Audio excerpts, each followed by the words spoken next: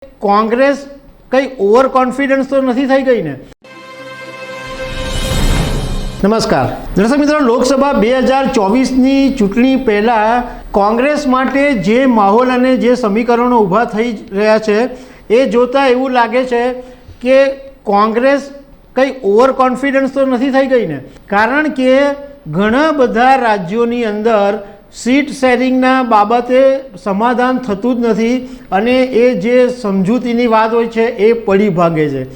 એક લેટેસ્ટ જે ન્યૂઝ અત્યારે એ છે કે ગઈકાલે મોડી રાત સુધી ઉત્તર પ્રદેશમાં સમાજવાદી પાર્ટી અને કોંગ્રેસ વચ્ચે લાંબી મિટિંગ ચાલી, પરંતુ સીટ શેરિંગના વિષય પર કોઈ સમજૂતી નહીં થઈ અને આખરે એ વાત પડી ભાંગી અને સમાજવાદી પાર્ટીના નેતા અખિલેશ યાદવે જાહેરાત પણ કરી દીધી કે હવે તેઓ રાહુલ ગાંધીની ભારત જોડો ન્યાય યાત્રામાં જવાના નથી.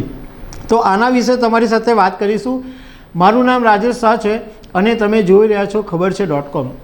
દર્શક મિત્રો, પ્રધાનમંત્રી નરેન્દ્ર મોદી અને ભાજપ 2024માં સત્તામાં નહીં આવે એના માટે ઇન્ડિયા ગઠબંધન બનાવેલું છે, પરંતુ ઇન્ડિયા ગઠબંધનની સીટ શેરિંગની બાબતમાં કોઈ રાજ્યોની સાથે મનમેળ થતો જ નથી. સૌથી પહેલાં પ્રોબ્લેમ ઊભો થયો પશ્ચિમ બંગાળમાં. ટીએમસીએ ઘસીને ના પાડી દીધી કે ભાઈ અમે અહીંયા બધી સીટ પર એટલું ટીએમસી જ લડશે. એ પછી બિહારમાં ખેલો થઈ ગયો અને નીતિશ કુમાર એનડીએમાં જોડાઈ ગયા.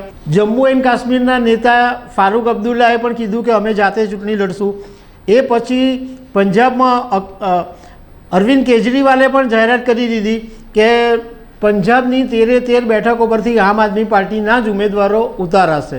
હવે છેલ્લા કેટલાક સમયથી ઉત્તર પ્રદેશની અંદર સમાજવાદી પાર્ટી અને કોંગ્રેસ વચ્ચે સીટ શેરિંગ બાબતે મડાગાંઠ ચાલતી હતી. બંને વચ્ચે ચર્ચા ચાલતી હતી. સૌથી પહેલાં અખિલેશ યાદવે કોંગ્રેસને 11 સીટો આપવાનું કહ્યું હતું, પરંતુ તે વખતે કોંગ્રેસે ના પાડી દીધેલી કે ના 11 સીટ નહીં ચલે અને અખિલેશ યાદવે અમારી સાથે વાત પણ નથી કરી.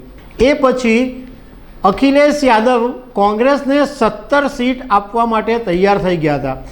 કોંગ્રેસે તે વખતે પણ અખિલેશ યાદવ પાસે ઉત્તર પ્રદેશની અંદર 20 સીટની માંગણી કરી હતી. અખિલેશ યાદવ છેલ્લે 17 સીટ સુધી આપવા તૈયાર થયા, પણ કોંગ્રેસ 20 બેઠક ઉપર અડીને ઊભી રહી. હવે અખિલેશ યાદવ પાસે 3 સીટની જે કોંગ્રેસે માંગણી કરેલી એમાં એક સીટ છે મુરાદાબાદ, બીજી બલિયા અને ત્રીજી બિજનૌર.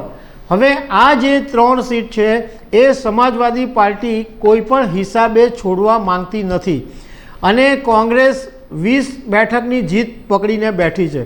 હવે આમ જોવા જઈએ તો ઉત્તર પ્રદેશની અંદર કોંગ્રેસની પાસે એક જ સીટ છે લોકસભાની. ગયા વખતે એક જ સીટ પર જીતેલા હતા, પણ આ વખતે કોંગ્રેસ 20 સીટ પર અડીને બેઠી છે. એટલે રાજકારણના જાણકારોનું કહેવું એમ છે કે દેશની મોટી પાર્ટી તરીકે કદાચ કોંગ્રેસ અત્યારે ઓવર કોન્ફિડન્સમાં તો નથી આવી ગઈ ને, કારણ કે કોઈ જગ્યાએ સીટ શેરિંગની અંદર સમાધાન થતું હોય એવું દેખાતું નથી. તો દર્શક મિત્રો, આવી અનેક વાતો સાથે અમે તમને મળતા રહીશું. Thank you very much.